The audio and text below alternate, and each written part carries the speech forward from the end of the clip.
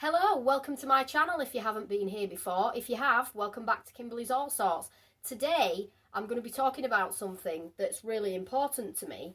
If you've watched a previous video I did a few weeks ago, you'll already know a little bit about it. We, and by we, I mean my husband, my little boy, and all of my family are travelling showmen.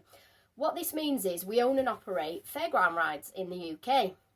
You might be surprised to hear that there's around 30,000 showmen operating in the UK, and until COVID hit, there was over 200 fairs taking place across the UK every weekend. Fairgrounds have been around since the 14th century. Over this time they have evolved greatly. I've been asked many times why we call ourselves showmen and where the name comes from, because after all, what has a performing entertainer got to do with the travelling and operating of electrical fairground rides? Well, you see, rides didn't come about until the 18th century. Fairs originally started as charter fairs or MOPs. This means that they are granted a royal charter allowing the fair to be held each year. These can only be stopped by an Act of Parliament. They were a lot more like markets when they first started, and then came the shows with performers and menageries full of animals. This photo of Hull Fair is from 1901, and the structures that you can see are what the shows would have looked like around that time. It looks very different to how it looks today. Shows consisted of freak shows, illusions, and various performances. A very famous one was Buffalo Bill's Wild West Show, which was owned, travelled and operated and performed in by the Shufflebottom family. The photos I have included are of Florence Shufflebottom, who sadly passed away in 2014. The last photo that you see is of her with her son Gary, who is one of my father's best friends. If you are interested in this particular family and their show, you can read the full story and view the Shufflebottom family collection at the National Fairground and Circus Archive, which is in Sheffield. There is a website for the archive too if you wish to read it there. Another type of show to be found on fairgrounds were the boxing booths. My husband's great-grandfather, Jim Watson, who was West Indian and travelled from London to Barbados and eventually settling in Yorkshire, spent quite a bit of his time fighting on other showmen's boxing booths, and then when he got to Yorkshire and set up his own booth, which he travelled, he met and married a showman's daughter named Adelaide Ather. His full story is much more interesting and detailed than this, which is why I've included this article from Yorkshire Life magazine, printed in May 1978. I urge you to pause the video and read it. You'll find it quite interesting because Jim actually discovered the British champion from Doncaster, Iron Haig. Over time, Jim Travel in the Boxing Show evolved into Watson's Amusements, which is still in existence today and ran by my husband, his in-laws and me. Now, mentioning my in-laws, my mother-in-law's grandfather, George Eva, and his business partner, James Ball, travelled a Vitograph exhibition. That's right, a travelling cinema. I'll now read you an extract from an article about them. Ball and Eva. Ball and Eva's Vitograph exhibition travelled in North Lincolnshire and the Eastern Counties. The partnership was between James Ball of Lincoln and George Eva of Gainsborough. It was noted open at Norwich Christmas Fair and King's Lynn Mart in 1901. From the outside, the show was described as unpretentious, but inside, according to the showman, was kept in an extremely neat fashion. No gaudy display, but tasteful harmony of colour and care in arrangement were observed throughout. There was a very creditable organ which could be heard from some considerable distance. The film advertisement on the front of the show was neatly framed under glass. At Gainsborough Fair and May Day hiring fair at Brigg in 1905, the owners placed a large sign outside of the show claiming that it had been patronised by the local aristocracy, complimentary tickets having been given to the servants who attended on behalf of their employers. Admission to the show, which apparently suffered from regular breakdowns, was 2D. The front depicted scenes of the Boxer Uprising as well as topical films such as Charles Peace. It also showed current events. At North Muscombe in September 1907, the Grand Electrograph exhibition was the chief attraction. It was said to be illuminated by 1,000 candle power limelight, which also drives the machine through which the films of animated pictures pass. Even though the war had been over for 5 years, scenes of the Boer War were still found popular. It was still travelling in 1908, being reported open at Brigg that May. when one of the partners died, the show was sold to Mr. Thomas. Now you see, many forms of entertainment, cinema being just one of them, were first seen on fairgrounds. We seem to have a habit of inventing things that take off. It is even said that a North of England showman invented the gas hot plate, which brings me to my next point. Mobile catering, as in serving food from a mobile unit on wheels, a trailer, a unit, whatever you want to call it, first started on fairgrounds. Showmen, having most of their equipment not in use in the winter months because the season has ended, would take their catering units to markets to bring in an income out of the season. It didn't take long for people to decide this was a really good idea and start to copy it. Then there you have it, a whole new industry born out of fairgrounds. Whilst I'm mentioning this, I would also like to point out that the people who have taken this on as a profession and gotten into this are in pretty much the same boat as a lot of showmen are this year, and are suffering greatly because of COVID and all of the events that have been cancelled. Now, of course, I can't let this section of the video go by without mentioning some of my own family history. You see, my own maiden name was Watson, but absolutely no relation to Gary's great-grandfather Jim. Another coincidence between my family and Gary's is boxing. You see, my dad's side of the family, the Watsons, they were from Beverley in the East Riding of Yorkshire. Here is an old newspaper clipping about my great-granddad, or possibly great-great-granddad. I'm going to read it to you due to it being quite blurred. Teesside Notes, Memories of Boxer Watson. A World's Fair reader correctly claims that Boxer Watson, Robert Goodlad Watson, was a great showman athlete. Boxer passed away on May 21st, 1936 at Beverley. He was 62 years of age and was a member of the old Beverley family who for many years toured the North of England fairs and sports. Boxer was known all over the country for his athletic feats, and in his younger days played football for Beverley and the Old Kingston Rovers Club. At country sports he carried off many prizes and trophies, and on one occasion at the Mariners Sports he cleared 11 feet in the pole jump. One of his accomplishments, which had never been done before and has never been equalled since, was to jump the River Loch at Beverley. Boxer was an elder brother of Mr. Tommy Watson, the well-known Beverley showman and boxing promoter. Now the next clipping, definitely, is my great-granddad. You know, just casually taming a bear, as you do. My great-granddad Watson's wife was named Susanna Mapplebeck. The Mapplebeck family were circus performers, and great-grandma was the high wire walker. I didn't inherit her fantastic balance, but I did get the boxing gene and her nerves of steel. I'm just about fearless.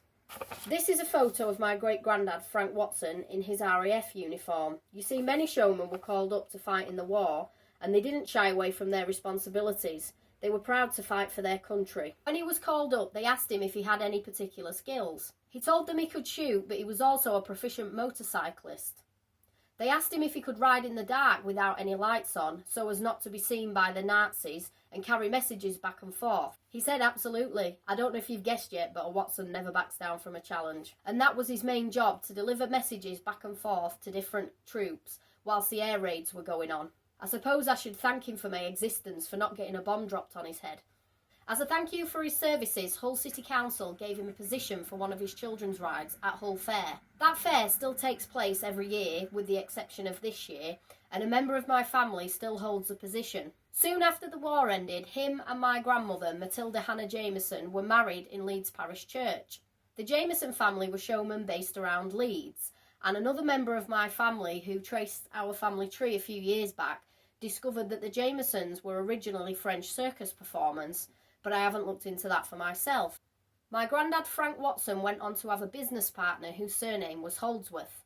They travelled a waltzer and some gallopers, or carousel as you might know them. My granddad became ill when my dad was just 5 years old, and sadly, he died. He had to sell his shares in the waltzer and the gallopers. I don't know who the next shareholder was, or if his partner bought him out, and I don't know what became of the waltzer either. But the gallopers are still in existence today. For a long time, they were owned by a showman named John Crow, and they changed hands again a couple of years ago to a younger couple who present them very well. Going back to showmen and the war, my mother's side of the family, the Johnsons, were also from Leeds. My granddad Johnson was only a baby during the war, and he's still got a ration card that he keeps as a memento in a memory box. His father, my great-granddad, unfortunately couldn't go and fight due to an injury. However, he didn't let this stop him from doing his bit, and he went to France as a cook in one of the soldiers' camps. Unlike my granddad Frank Watson, he was not awarded any gifts for his services. In fact, he ended up not even getting paid his wages. You see, when the war ended, they didn't send enough boats to bring all the soldiers home. So they were told that they had to ditch the weapons to get rid of some weight and cram more men into each boat. The problem with this is, they'd all been told that if they came back without the weapons, the wages would not be paid. They all brought this up at the time and protested it, but they were told as it had been given as an order to dump the weapons, it would be fine and they'd still get the wages. Well, guess what? They got home and they didn't get the wages. Imagine the government shafting people after they've done the bit. Here are some photos of me with my Grandad Johnson on the right and my great-granddad Johnson on the left, and great-granddad died not long after this. My other great-granddad is Joe Seed. He is my Grandma Johnson's father. The Seeds are from the Huddersfield area and many of them still live there. He also served his time in the military. He was actually awarded a BEM for rescuing his commanding officer whilst under fire. In 1914, the Showmen opened up to what was a great season until the war hit in August. Here is William Taylor's bioscope showing a film, England Invaded by the Germans. This must have been at the very start of the war for a fair to have still been going ahead. Whilst a lot of fairs were cancelled, some were able to continue. Despite the devastating financial effect on the Showmen, the Showmen's Guild collectively managed to raise enough funds to buy 8 ambulances for the war effort. These were obviously used to gather up and treat the injured from air raids and things like that. The ambulances were kept in this country. They also loaned out their steam engines for the military's use for whatever they needed them for. During the Second World War, Showmen again raised money to buy a Spitfire named All the Fun of the Fair. This time around, whilst fairs again were cancelled, some fairs were asked to operate as a morale boost to the nation. At this time, the fairs were ran by the women who just rolled up their sleeves and got on with it and kept everything going whilst the men were away fighting. Again, all of this is properly and factually documented on the National Fairground and Circus Archives website. Another thing that you may not know that has come to light in recent years is that the actor Larry Lamb is actually a showman by blood. He appeared on an episode of BBC's Who Do You Think You Are in 2011.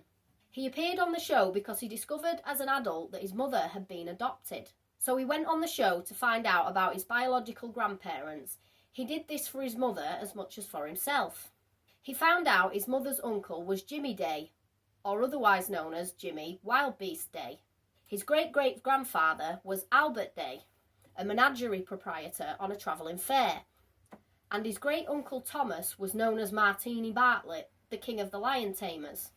It turned out that his mother was biologically a Day, and the Days can still be found travelling on fairgrounds even today. Larry is currently helping out the showman community in a big way by giving 6 lady showmen who have banded together to form Future for Fairgrounds a larger media presence by sharing their Twitter posts. You can find them on Twitter at Future for Fairs. The reason that I am telling you all of this is that there are a lot of common misunderstandings about us, who we are and where we come from.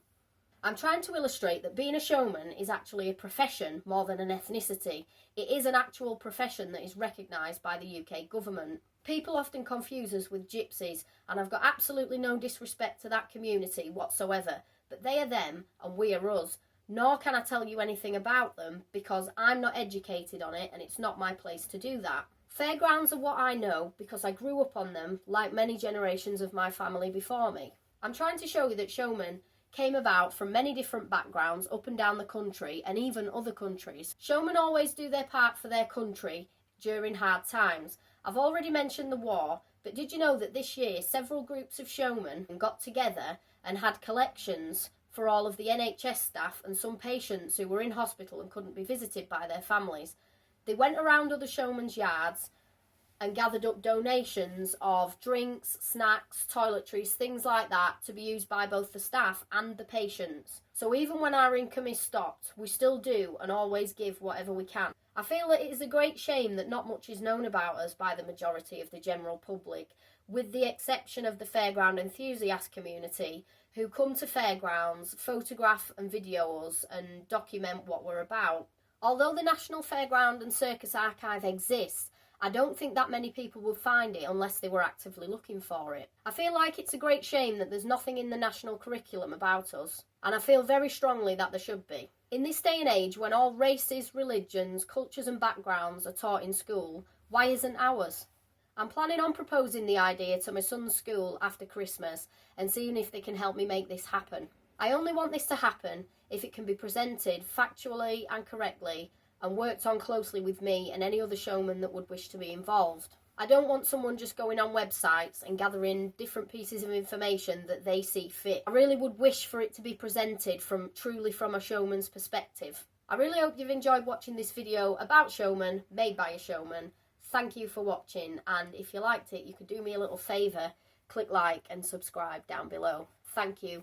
Bye!